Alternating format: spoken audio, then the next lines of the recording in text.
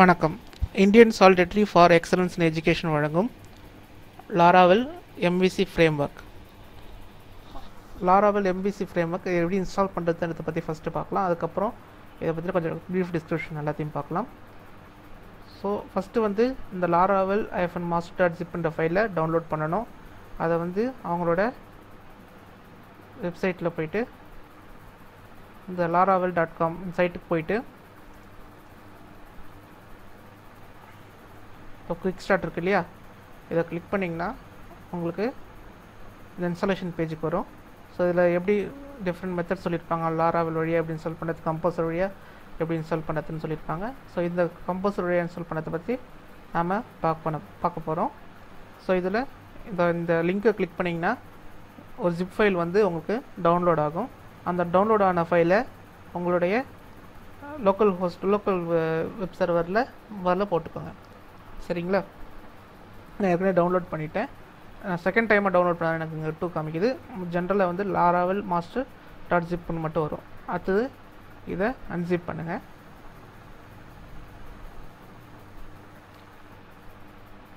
இங்கே அன்சிப் பண்ண ஃபோல்டரில் இதை டெர்மினலில் ஓப்பன் பண்ணுங்கள்.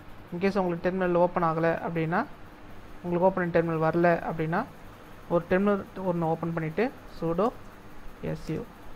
இன்கேஸ் இப்போது விண்டோஸ் யூசர்ஸாக இருந்தாங்கன்னா அவங்க கமாண்ட் ப்ராம்ப்ட்டுக்கே போயிடலாம். ஆனால் கமாண்ட் ப்ராம்ப்டில் இந்த ஃபோல்டருக்கு நீங்கள் மேப் பண்ணணும். இந்த இடத்துல உங்களுக்கு இந்த ஃபோல்டரோட இது வரணும். ஸோ இப்போ நீங்கள் போட்டிங்கன்னா c:\vamp அதுக்கப்புறம் hddocs, அதுக்கப்புறம் அதுக்குள்ளே இந்த லாராவெலோட ரூட் ஃபோல்டருக்கு வருவீங்க. இப்போ இங்கேருந்து நம்ம லாராவெலோட ரூட் ஃபோல்டருக்கு வரப்போகிறோம். அதுக்கு முன்னாடி நான் என்ன பண்ணுறேன், இந்த நேமை என்னோடய கன்வீனியன்ட்டுக்கு மாற்றிக்கிறேன். ஒரு வாட்டியும் லாராவெல் -masterன்னு போட முடியாது இல்லையா, அதனால் லாராவெல்னு சொல்லிட்டு மட்டும் போட்டுக்கிறேன். இப்போது உங்களுடைய அட்மினிஸ்ட்ரேட்டர் இதை ரன் பண்ணுங்கள். சரிங்களா? அதுக்காக கன்வெர்ட் பண்ணுறதுக்காக யூஸ் பண்ணுற கமாண்ட் sudo su. இப்போது இது பேக் வந்துடுங்க. பேக் cd var/www.php tutorial/laravel அதுக்குள்ளே வந்துடுங்க. இந்த கமாண்டை ரன் பண்ணுங்கள். பேஸ்ட் இந்த கமாண்டை ரன் பண்ணிங்கன்னா உங்களுக்கு composer.farன்னு சொல்லிட்டு ஒரு ஃபைல் ஜென்ரேட் ஆகும். பாருங்கள், அந்த composer.farன்னு ஒரு ஃபைல் வந்திருக்கும். ரைட்? இந்த ஃபைல் முன்னாடி இருக்காது. நீங்கள் இந்த இது ரன் பண்ண பிறகு உங்களுக்கு அந்த ஃபைல் வந்துடும். சரிங்களா? அதுக்கு அடுத்தது php composer.far அப்டேட் கொடுத்தீங்கன்னா இந்த கம்போசர் இந்த லாராவெல் ஒர்க் பண்ணுறதுக்கு என்னென்ன ஃபைல்லாம் தேவையோ அந்த ஃபைலெல்லாம் உங்களுக்கு இன்ஸ்டால் பண்ணி கொடுத்துரும். ஸோ அதுக்குள்ளே நாம் போயிட்டு இதை பார்த்துட்டு வந்துடலாம். ஜென்ரலி ஒரு ஃப்ரேம் ஒர்க் அப்படின்றது என்னென்னா, ஒரு வெப்சைட் ரெடி பண்ணுறது உங்களுக்கு என்னென்ன கோடிங்லாம் மேக்ஸிமம் தேவைப்படுதோ அந்த கோடிங் எல்லாமே ப்ரீ ரிட்டனாக எழுதி சில கம்பெனிஸ் ஆஃபர் பண்ணுறாங்க. சில குரூப் ஆஃப் ஆர்கனைசேஷன்ஸ் சில பேர் ஃப்ரீயாகவே ஆஃபர் பண்ணுறாங்க. ஸோ அது மாதிரி நிறையா ஃப்ரேம் ஒர்க்ஸ் இருக்குது. ஜெண்ட் இருக்குது, இருக்குது, கோடிக்னேட்டர் இப்போதைக்கு அவங்க ப்ராசஸ் ஸ்டாப் பண்ணிட்டாங்க. இருந்தாலும் கோடிக்னேட்டர் இதுதான் ரொம்ப பேசிக். இதை நீங்கள் படிச்சிங்கன்னா இதை ஃபஸ்ட்டு நீங்கள் ப்ராக்டிஸ் பண்ணி பார்த்தீங்கன்னா உங்களுக்கு ஜென்ரலாகவே எல்லா ஃப்ரேம் ஒர்க்கும் தானாக புரிஞ்சிடும் அப்படின்றது அப்படின்னு சொல்லுவாங்க. அதுக்கப்புறம் கேக் PHP இருக்குது, அப்புறம் ஃபியூயல் PHP இருக்குது, அதுக்கப்புறம் சிம்ஃபனி இருக்குது. ஸோ அது மாதிரி நிறைய ஃப்ரேம் ஒர்க்ஸ் இருக்குது. இப்போ துர்பால் CMSலாம் எடுத்திங்கன்னா அதெல்லாம் சிம்ஃபனியை பேஸ் பண்ணியிருப்பாங்க. ரைட்? ஸோ இப்போ ஒரு எம்விசி ஃப்ரேம் ஒர்க் அப்படின்றது என்னென்னு பார்த்தீங்கன்னா மாடல் வியூ கண்ட்ரோலர், அதுதான் இதனுடைய எக்ஸ்பென்ஷன். இப்போது இதை பற்றி உங்களுக்கு நல்லா கொஞ்சம் ஈஸியாக புரியணும், எப்படி இது ஒர்க் ஆகுது அப்படின்னு புரியணும்னா உங்களுக்கு ஆப்ஜெக்ட் ஓரியன்டட் ப்ரோக்ராமிங் பற்றின நாலேஜ் இருக்கணும். ஸோ 2-3 டுட்டோரியலும் இருக்கும். நீங்கள் அதை பாருங்கள். அதை பார்த்தீங்கன்னா உங்களுக்கு ஏறக்குறைய கொஞ்சம் ஐடியா வரும். அந்த ஐடியா வச்சுட்டு பேஸ் பண்ணி இது எப்படி ஒர்க் ஆகுதுன்னு பார்த்தீங்கன்னா உங்களுக்கு இதனுடைய லாஜிக் ஈஸியாக புரியும். சரிங்களா? ஸோ மாடல்ன்றது ஒன்றும் இல்லை, எல்லாமே செட் ஆஃப் கோடிங்ஸ் தான். ஒரே ஊப்ஸில் பேஸ் பண்ணிக்கிற கோடிங்ஸ் தான். ஆனால் நம்ம வேறு வேறு செட்டாக பிரிச்சிருப்போம். ஒன்று மாடல்னு சொல்லுவோம். அது வந்து பிஸ்னஸ் லாஜிக்கை டீல் பண்ணும். பிஸ்னஸ் லாஜிக்ன்றது இப்போ டேட்டா பேஸில் ஏதாவது டேட்டா வச்சுருக்கீங்க, அந்த டேட்டாவெல்லாம் ஃபெட்ச் பண்ணுறதுக்கு யூஸ் பண்ணுவாங்க. அடுத்தது கண்ட்ரோலர் பார்த்தீங்கன்னா அது வந்து ஒரு ஏஜென்ட் மாதிரி செயல்படும். அதாவது உங்களுடைய வியூக்கும் மாடலுக்கும் நடுவில் ஏஜென்ட் மாதிரி செயல்படும். வியூன்றது உங்களுடைய HTML டாக்குமெண்ட், இதுதான் வந்து உங்களுடைய யூசர் வந்து பார்க்குற டாக்குமெண்ட். ஸோ இப்போது இங்கே என்ன டேட்டா வரணும் அப்படின்றத வந்து இந்த கண்ட்ரோலர் டிசைட் பண்ணணும். இந்த கண்ட்ரோலர்லேருந்து இன்ஃபர்மேஷன் இந்த வியூக்கு போகும். இப்போ ஏதோ ஒரு பாக்ஸ் இருக்குது, ஒரு லாகின் பாக்ஸ் இருக்குதுன்னு வச்சுக்கோங்க. ஸோ இப்போ ஒரு யூசர் லாகின் பண்ணுறாங்கன்னா அந்த இன்ஃபர்மேஷன் வந்து ஃபஸ்ட்டு இந்த கண்ட்ரோலருக்கு போகும். கண்ட்ரோலர்லேருந்து இந்த டேட்டா பேஸ் அக்சஸ் பண்ணிவிட்டு அந்த ஆன்சர் வந்து லாகின் பண்ணுறாங்களா இல்லையா அப்படின்றத இந்த கண்ட்ரோலர் தான் முடிவு பண்ணும். இப்போதைக்கு இது இவ்வளோ பேசிக்காக தான் தெரிஞ்சிக்க வேண்டியது. நீங்கள் கொஞ்சம் நல்லா ப்ராக்டிஸ் பண்ணிட்டீங்கன்னா இது வந்து ஈஸியாக புரியும். ஸோ எல்லா ஃபைலும் லோட் ஆகிடுச்சான்னு பார்க்கலாம். எல்லா ஃபைலும் லோட் ஆகிடுச்சு, எதுவும் எரரும் இல்லை. ரைட்.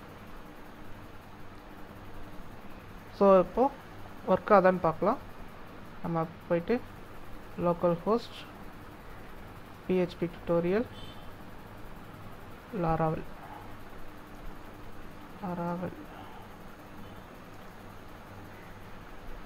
எனக்கு வந்து அக்சஸ் பர்மிஷன் வருது.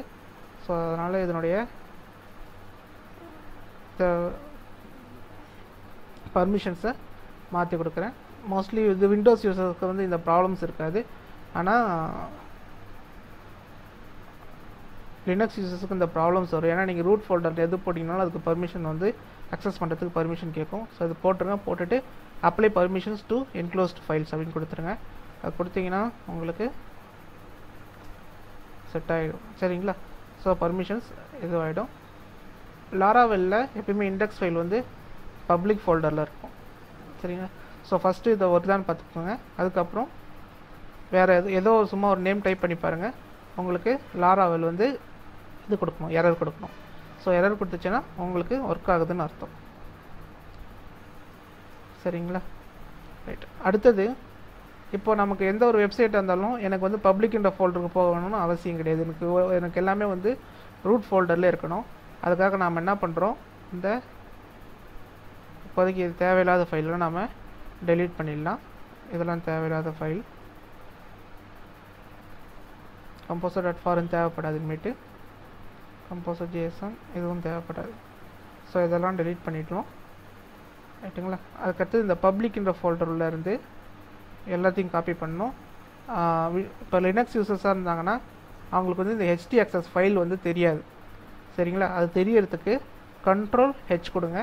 Ctrl+H கொடுத்தீங்கன்னா உங்களுக்கு HTXS ஃபைல் வந்து வெளியே வரும். Ctrl+H இதை கொடுத்தீங்கன்னா உங்களுக்கு ஹிடன் ஃபைல்ஸ் எல்லாம் வெளியே தெரியும். ரைட். விண்டோஸ் யூசர்ஸாக இருந்தாங்கன்னா ஹிடன் ஃபைல்ஸ் எல்லாம் முதல்ல வெளியே எடுங்க. வெளியே எடுத்துகிட்டு இதை அப்படியே காப்பி பண்ணி பப்ளிக் ஃபோல்டருக்கு அப்படியே காப்பி பண்ணி இங்கே பேஸ்ட் பண்ணிக்கோங்க. அதுக்கடுத்தது ஸோ இந்த index.php இருக்கு இல்லையா, இதை ஓப்பன் பண்ணுங்கள். ஓப்பன் பண்ணிவிட்டு இந்த டைரக்டரி இருக்கு இல்லையா, இந்த டைரக்டரியை ஒரு ஸ்டெப்பு மேலே வெளியே கொண்டு வந்தோம். ஏன்னா இப்போ நம்ம அந்த பப்ளிக்லேருந்து வெளியே கொண்டு வந்துட்டோம். அதனால் அந்த டைரக்டரியை வந்து வெளியே எடுத்துரும். ரைட். வெளியே எடுத்துகிட்டு இப்போ ரன் பண்ணி பார்க்கலாம். ரூட் ஃபோல்டரில் இருந்து ரன் பண்ணலாம். உங்களுக்கு ரூட் ஃபோல்டர் இருந்தால் ரன் பண்ணாலும் இந்த ஆன்சர் வரணும். வேறு ஏதாவது சும்மா டிஃபால்ட்டாக ஒரு நேம் கொடுத்தீங்கன்னா உங்களுக்கு லாராவெல் வந்து உங்களுக்கு எரர் காமி. இது லாராவெலோட எரர். சரிங்களா?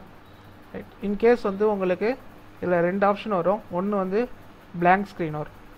blank ஸ்க்ரீன் வந்துச்சுன்னா இப்போ உதாரணத்துக்கு இங்கே ஏதாவது தப்பு பண்ணியிருக்கீங்க, மேக்ஸிமம் இதில் தப்பு பண்ணியிருந்தீங்கன்னா தான் blank ஸ்க்ரீன் வரும். ஸோ இப்போ இன்கேஸ் இது வந்து அந்த ஒரு /பேக்/ எடுத்து விட்டுட்டேன் அப்படின்னா blank ஸ்க்ரீன் வரும். blank ஸ்க்ரீன் வந்துச்சுன்னா உங்களோட எரர் நோட்டிஃபிகேஷன் வந்து நீங்கள் ஃபஸ்ட்டு இனிஷியேட் பண்ணி விடுங்க. இனிஷியேட் பண்ணி விட்டிங்கன்னா உங்களுக்கு தெரியும். எரர் நோட்டிஃபிகேஷன் எப்படி இனிஷியேட் பண்ணுறது அப்படின்னா PHP எரர் அப்படின்னு போடுங்க.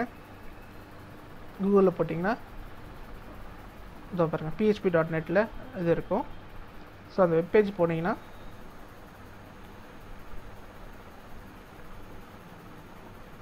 இது பார்த்தீங்கன்னா எரர் ரிப்போர்ட்டிங் _e_all இதை அப்படியே காப்பி பண்ணி உங்களுடைய இதில் போட்டுட்டிங்கன்னா இன்கேஸ் ஏதாவது எரர் இருந்துச்சுன்னா உங்களுக்கு எரர் காமிச்சு கொடுக்கும். இது வந்து இனிஷியல் ஸ்டெப்புக்கு. இதை வந்து எரர் வரல, இப்போ பாருங்கள் எரர் வரல அப்படின்னா நீங்கள் அதை எடுத்து விட்டுருங்க. சரிங்களா, இப்போதைக்கு நான் அந்த _ எடுத்து விட்ருக்கேன். எடுத்துகிட்டு கொடுத்தனா எனக்கு எரர் காமிக்கும். என்ன எரர்னு சொல்லிட்டு காமிக்கும். இதில் பார்த்தீங்கன்னா லாராவெல் bootstrap அப்படின்னு எதுவுமே இல்லை அப்படின்னு சொல்லுது. ஸோ ஆக்சுவலாக வந்து லாராவெல் /bootstrap. ரைட், ஃபஸ்ட்டு உங்களுக்கு இந்த பேஜ் வந்துடுச்சு அப்படின்னா, இந்த பேஜ் வந்துச்சுன்னா உங்களோட இன்ஸ்டாலேஷன் பக்கா ஒர்க்கிங்னு அர்த்தம்.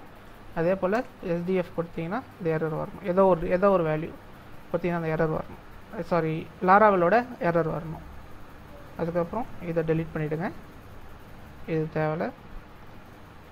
அதுக்கு அடுத்தது வந்து இன்னொரு எரர் வந்து உங்களுக்கு வரது வந்து என்ன சான்ஸ் இருக்குது அப்படின்னு பார்த்தீங்கன்னா சர்வர் எரர் வரும். கான்டாக்ட் சர்வர் அட்மினிஸ்ட்ரேட்டர் அப்படின்னு சொல்லிட்டு ஒரு எரர் வரும். ஸோ அது வந்து என்னென்னா உங்களோட HTXS ஃபைல் வந்து உங்களுடைய HTXS ஃபைல் வந்து ஒர்க் ஆகலைன்னு அர்த்தம். ஸோ அதை வந்து நீங்கள் வந்து உங்கள் அப்பாச்சி சர்வர் யூஸ் பண்ணிங்கன்னா நீங்கள் கான்ஃபிகர் பண்ணணும். அதுக்கு mod_rewrite மாடியூல் பார்க்கணும். ரைட், ஸோ இப்போ இதை டெலிட் பண்ணுறது தேவையில்லை. mod_rewrite வந்து உங்களுடைய HTXS ஃபைல் உங்களுடைய அப்பாச்சி சர்வரில் இதை வந்து ஆன் பண்ணி விடணும். mod_rewrite வந்து ஆன் பண்ணி விடணும். அதுக்கப்புறம் விண்டோஸ் யூசர்ஸுக்கு அதுக்கப்புறம் எதுவும் இல்லைன்னு நினைக்கிறேன். ஆனால் இப்போ லினக்ஸ் யூசர்ஸாக இருந்தீங்கன்னா உங்களுக்கு வந்து sites-default போயிட்டு அதில் போய்ட்டு உங்களுக்கு நீங்கள் அந்த ஃபைல்ஸ் பர்மிஷன்ஸ்லாம் இருக்குது. allow overrideன்னு ஒரு இது இருக்குது, அதெல்லாம் வந்து ஆல் மாற்றி விடணும். allow override அப்படின்னு சொல்லிட்டு ஒரு ஃபங்க்ஷன் இருக்குது. ஸோ அது எங்கே இருக்குதுன்னு காமிக்கிறேன். mod_rewrite linux mod_rewrite linux அப்படின்னு சொல்லிட்டு போட்டிங்கன்னா உங்களுக்கு வந்து உபுண்டு இருக்குது. பார்த்தீங்களா, ஆஸ்க் உபுண்டுன்னு இருக்கு இல்லையா, இந்த வெப்சைட்டில் போய்ட்டு இதை பார்த்தீங்கன்னா இது டீட்டெயில் டிஸ்கிரிப்ஷன் கொடுத்துருப்பாங்க நீங்கள் என்ன பண்ணணும் அப்படின்னு சொல்லிட்டு. இது வந்து லினக்ஸ் யூசர்ஸ்க்காக. இதில் போய்ட்டு இந்த allow override இருக்கு இல்லையா, இது எல்லாமே வந்து நீங்கள் ஃபைல் இன்ஃபோன்னு கொடுத்துருப்பாங்க. இன்கேஸ் ஃபைல் இன்ஃபோவுக்கும் சர்வர் அட்மினிஸ்ட்ரேட்டர் எரர் காட்டுச்சுன்னா இந்த ஃபைல் இன்ஃபோ இருக்குது இல்லையா, அதுக்கு பதிலாக ஆல்னு கொடுத்துருங்க. இந்த allow override இருக்கு இல்லையா, இதை வந்து ஃபைல் இன்ஃபோக்கு பதிலாக ஆல்னு கொடுத்துருங்க. ரைட், allow override ஆல் அப்படின்னு கொடுத்துருங்க. ஃபஸ்ட்டு ஃபைல் இன்ஃபோ கொடுத்து பாருங்கள். ஒர்க் ஆகலை அப்படின்னா AWL ஆல்னு சொல்லிட்டு கொடுத்துருங்க. இது மாதிரி ஒரு 3 இடத்துலையும் 4 இடத்துலையோ வரும். ஸோ அதை வந்து எல்லாத்தையுமே வந்து நீங்கள் ஆல்னு கன்வெர்ட் பண்ணிவிடுங்க. கன்வெர்ட் பண்ணிட்டீங்கன்னா உங்களுக்கு ஒர்க் ஆகும். இப்போ இந்த டுட்டோரியலை பற்றி உங்களுடைய கருத்துக்களை ic.online@gmail.com என்ற மின்னஞ்சல் முகவரிக்கு அனுப்பி வைக்கும்.